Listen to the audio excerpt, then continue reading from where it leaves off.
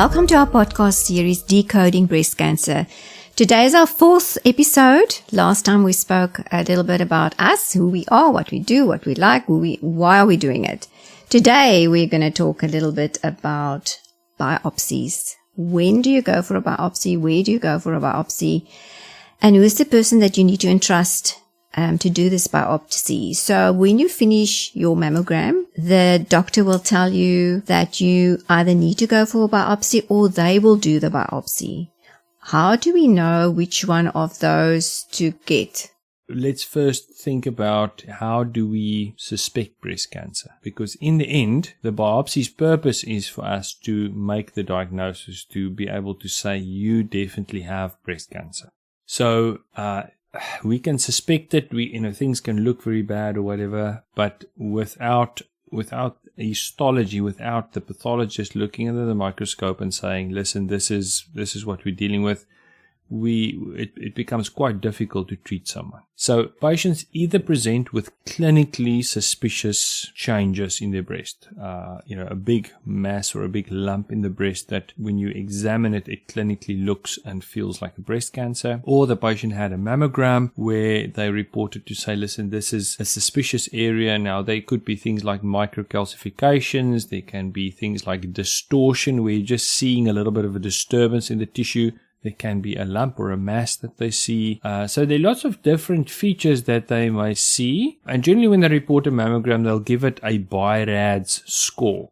That basically tells you what the concern level would be. So a BI-RADS 1 or 2 means, in principle, this is a completely benign looking mammogram. BI-RADS 5 is when you see something that is almost certainly breast cancer, and when you biopsy that, you will be right in about 99% of cases, which means this is like a 1% chance that it may really look cancerous, but in the end turn out to be an abscess or an infection or something like that. But the vast majority of those things are cancerous. BI-RADS 4 means that we are not happy to send you away. There's something that we think needs analysis, generally a biopsy, and we think that there's at least a 5 to 10% chance that this may be cancerous. So it's not the majority of those things that turn out to be cancerous, but there's certainly a risk. And then the one that we try and avoid are the BI-RADS 3 group. Now that's generally something that we'll say we think there's maybe a 1 or 2% chance that this may be cancerous. So generally we think it's not cancerous, but it's not such that we can call it benign, and you at the very least need to have a check again in a few months, or you need to have a follow-up, or sometimes we'll need to do a biopsy. So that's a category that we tend to try and avoid if we can, but there are still some cases that we really feel this is almost certainly benign, but because it wasn't there on the previous mammogram, we really need to check that. So that score guides us in terms of who needs a biopsy. So if we are clinically concerned in the office and we decide the patient needs a biopsy, generally it's because we see or feel something that we can say this thing feels cancerous, and in theory one should be able to do a biopsy in the rooms, in the doctor's rooms. In our unit that generally happens there. It is also generally the quickest and the least expensive of the ways of getting a biopsy, because it doesn't add a lot of extra logistics by doing it, let's say, at mammography. If it's something that you can't see or feel, and you only see it on a mammogram, or you only see it on an ultrasound, then you need to target it using that modality. So if you only see it on a mammogram, then it means you have to have a biopsy that is guided by a mammogram. If you only see it on ultrasound, you need to have a biopsy that is guided by the ultrasound. So then it means you have to have a biopsy at radiology, where they will then physically put the breast in the mammogram machine. The machine will work out the coordinates of where inside that breast it needs to take the biopsy, and it has a jig or a guide that you can put the needle through, and that is then done under local anesthetic in the X-ray unit or in the ultrasound unit. So when we have a lot of patients that have routine mammograms, we will pick up a lot of those lesions that you really can't feel and you can't see them, and the only way you can do the biopsy is at X-rays. The bigger the lumps are, the easier they are to feel, the more frequently we'll do them in the rooms. And we do occasionally get conditions, let's say Paget's disease of the nipple. It's a form of breast cancer that affects the skin of the nipple. So it grows from inside the little milk duct onto the surface of the skin and then grows on the surface on the outside of the nipple. And it typically looks like not necessarily swelling, but almost like there's breakdown of the surface, a little bit of ulceration, sometimes a bit of bleeding. People will sometimes think I've got a reaction, allergic reaction for my nipple, for example. Now, those things often when you do a mammogram and an ultrasound, you don't see anything. But clinically, I'm suspicious. And for those patients, they need to have a skin biopsy done. Now, that generally is done in the rooms. So it depends on the clinical scenario in terms of what type of biopsy is going to be best. In the old days, we used to do a biopsy, or actually called a fine needle aspiration. That's where you use a normal syringe needle and you stick that into the lump and you move the needle slightly in and out so cells would peel off into the needle, and you then get a sample of cells from inside the lump. Now, we can make a diagnosis. You can see that these are cancerous cells. But what you can't see is you can't see the context of these cells. So you can't see what the surrounding tissue look like. You can't see are they necessarily invasive or not. It's often difficult to determine their characteristics. So we don't really advocate and use fine needle aspiration for breast lumps anymore. And a lot of doctors would still maybe do that, but I think the ideal is always that the patient should have a tissue biopsy. You should have a little piece of tissue from that lump that the pathologist can look at under the microscope in context of the surrounding tissue. If someone comes with a lymph node under the arm that is swollen, and we are concerned about something like breast cancer, we would often do a biopsy of the breast, and we would sometimes then do a needle aspiration of the node. Lymph nodes are a little bit more tricky. They're often not very big. They could be a few millimeters in size. So it becomes difficult to do a biopsy where you remove a chunk of it. And we want to try and avoid cutting something out to make a diagnosis. So there we would use fine needle aspiration of the lymph node, but we would still want to do a tissue biopsy of the breast. I hope that explains a little bit when do you do a biopsy, how you approach the biopsy, and when would you use what type of biopsy. So I have a few friends that told me they saw the GP and the GP did the biopsy. So you go for your mammogram, you get your result. Nowadays, does the doctor come to you and tell you, listen, this doesn't look great? Or are they now sending you off to your GP so that your GP can give you the bad news? And then when you're at the GP, then he decides he's going to do the biopsy. What is your take on that? So radiologists are like most other parts of breast cancer care, is that if you go to a high volume unit, a unit that does a lot of mammography, you would be inclined to encounter a service that is more geared towards patients that may have breast cancer. So those radiologists really should examine the breast at least to a certain extent. They should ask you about your history, and then they should evaluate the imaging. And if there's something that they are concerned about, they should tell you that we are concerned about this or that, and we would want you to go and see your doctor so that they can devise a strategy for how to deal with this further. I think that's an ethical dilemma that sometimes occurs, that patients go for their mammogram without seeing a doctor or without being sent there by the doctor, and now there's a problem, and the radiologist says, well, we think you should have a biopsy, but we need someone to coordinate this problem. Remember, the radiologist can do the biopsy, but the question is, who will then deal with that result that you get? So the radiologist is not appropriately trained and in the right position to be able to get that result and then phone you and say, listen, ma'am, unfortunately your results came back as being cancerous, and now we're going to do this or this or this, because that is not the realm of the radiologist. That is where you need a clinician, a doctor that will guide you with your result. So the rules are that you have your mammogram. The radiologist should discuss the results of the mammogram with you. It is your right to know what your mammogram says, but then that radiologist should send that report to a doctor that should then manage that further and take responsibility for the process that happens. You may choose that doctor at your willing. You can tell the radiologist, I would love you to send this mammogram to Dr. X, Y, or Z, and I will engage with that doctor to make sure that things happen appropriately. But the radiologist cannot just continue the journey, do the biopsy, and then take responsibility for the biopsy result. That, in general, would not happen or should not happen. So if you're part of that group where they do the biopsy, then they will also send those results to your designated doctor that you've added onto your form. Yes, so you can tell them, I want you to send this result to, Dr. whoever. And then I would always advise patients, because the reality is every week I get reports coming into my inbox of patients I've never ever seen, because someone somewhere along the line said, well, if there's something wrong, just send it to Dr. Ettienne, So the reality is, if you do that and it's not your doctor that you visit on a regular basis, make sure that you then phone those people and say, listen, they are sending you a report of a mammogram that they are worried about. Would you be willing to manage this further? Because until you've had that discussion with that doctor, it's going to land up in a cloud almost, and no one's going to really take responsibility of that.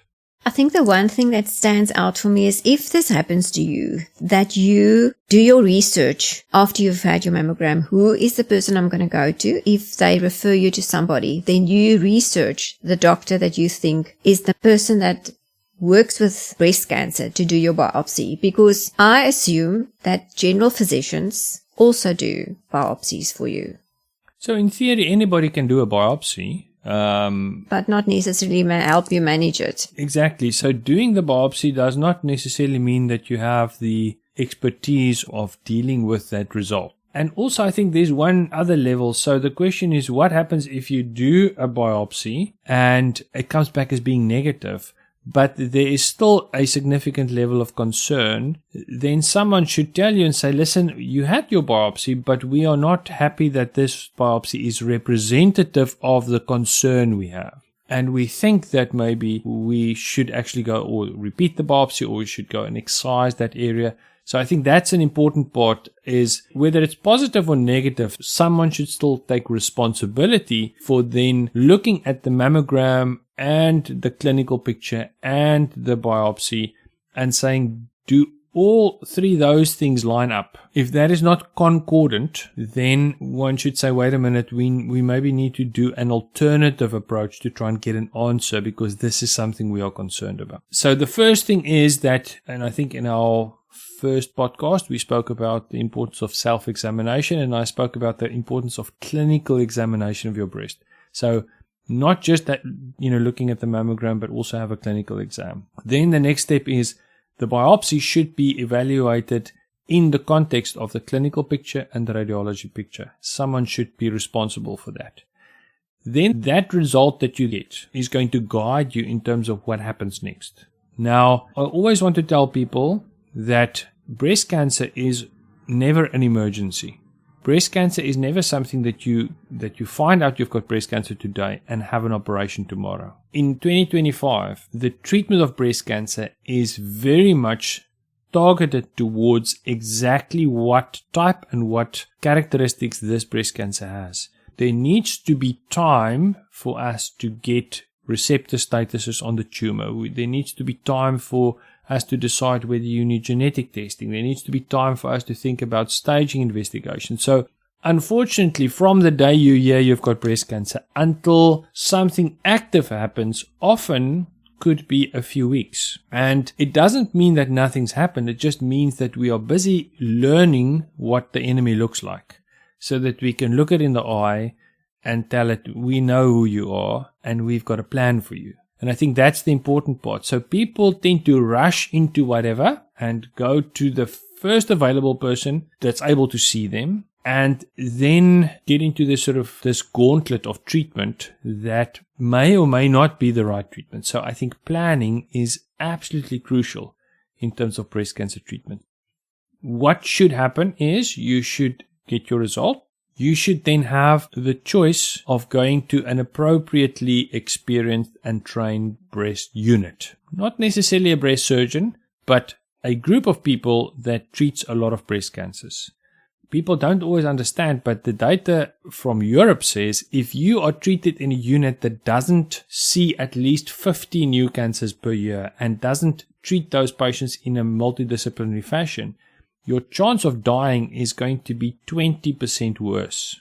In South Africa, we have data that says if you are treated outside of such a multidisciplinary team and your treatment is not planned in a team-wise fashion, your chance of dying may be as high as 44% higher. So the important part is not how quickly you start with treatment, but that your treatment planning happens in a very careful and considered and cohesive way, so that once you start treatment, it is a constructive plan that starts with point A and ends with point whatever. And that depends on you, your genetics, your family history, the type of cancer you have, what that cancer is sensitive for, sometimes how that cancer responds to exposure to endocrine treatment.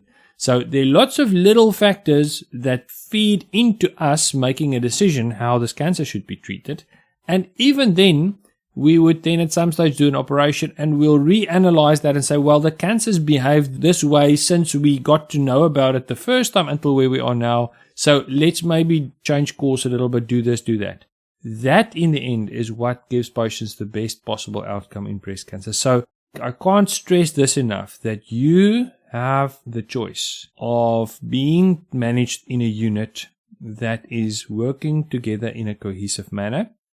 And I understand maybe you're sitting in Uppington somewhere, but you can ask your doctor, I want to know who the oncologist and who the plastic surgeon, who are the people that you have in your team that are going to be part of my treatment decision. And you can tell the surgeon, I would prefer to see the oncologist before we do surgery so that I can get that part of the input as well. You can equally tell the oncologist that I would like to see the surgeon that is going to eventually be the one that's going to deal with this, because I'd like to also understand how what we're doing now is going to impact on that. So I think doing the biopsy is just the start of it, getting the diagnosis just the start, but then you start with this whole process of gathering information about the cancer you're treating, and that is a really important part. So I want to know, I've, again, from some of my friends, I heard they went to a surgeon who may not do that many mastectomies or biopsies, and they see him and they do the biopsy, and then they want to do a lumpectomy or mastectomy right there and then before the person has even seen a oncologist. Do you actually see that scenarios in your practice where people have gone? Because the surgeons aren't necessarily connected to oncologists. So they see the lump and it must come out. And now they've taken it out, they've analyzed it, but now when you get the type of breast cancer that needs chemo, how do you know it's worked? The reality in South Africa is that there are very, very few trained breast surgeons and oncology surgeons, and we are not training new ones. That's another part of the problem. And the person that finishes a general surgical training residency at this stage are definitely not equipped to deal with breast cancers in the latest standard of care type of scenario. So I think that's unfortunately the reality. But okay, let's come back to this point of how do you navigate this space where you just don't have access to all these lots of, specialized breast cancer surgeons. Is the first thing that you need to understand, that you are not a victim of this process. You are part of the team. So it is important that the doctor explain to you exactly what this cancer is that we're dealing with, that this doctor explain to you why certain treatment options and decisions are being made, and that you feel empowered to make decisions in combination with the doctor, that you are happy that these decisions are really the right ones. And I think that's the first thing. The second thing is that even though that doctor is sitting in his own office and he doesn't work with an oncologist, he will have to send his patients to someone for radiation or for chemo or for whatever. And that's why I say I think the easiest is to say, I'd like to speak to that oncologist that is going to see me eventually, before we embark on any further surgery, so that I can get that part of the picture and so that we can have a combined decision-making pathway for what I'm going to do. Unfortunately, I see a lot of patients where they come and see us down the line and they've already had an inappropriate operation, often a mastectomy. People think about breast cancer and mastectomy, but the reality is we should be doing very few mastectomies. Breast cancer should be treated with breast-conserving surgery. That is why we are doing mammograms and things like that, is so that we can find cancers at an early stage so that we can treat them with less aggressive surgery. So I think that is the way I would suggest someone, if they are not close to a unit that actually is a high volume unit, that they then at least access the different surgeons or the different specialities that is going to be involved in their care before they actually start embarking on operations that they can't turn around from. I think that that sums it up for us that are in the position of mammograms, and then next time we need to go for, or the following step is biopsies. So I hope the information that you got from our podcast today will equip you and your friends to make the right decision if something should ever come your way, that you will make sure that you get into a multidisciplinary practice so that people can look after you and your type of breast cancer, and make sure that at the end of the day, you are happy. Dr. Ettienne, thank you. I don't know what we would have done without this information, but it really, I think, is going to hit home for a lot of people and make them aware of what next if they have a friend or a family member that has this bad news come their way. What's the next step after you've seen your radiologist and get that result? Yeah, I hope so. I think the parting message from my side is always to understand that this is not an emergency, that you do have choices, and that if you are in a team where they do not allow you to ask questions and to be educated about your cancer and the reason for certain decision-making options, I think that may be an indication that this may be not the appropriate team for you. And you always have the right to say, I would love to have a second opinion and just try and get a little bit more understanding about what's going on with my cancer. I think maybe my final message is you have a right to good care. Thank you, Dr. Ettienne. Thanks, Lori. Bye.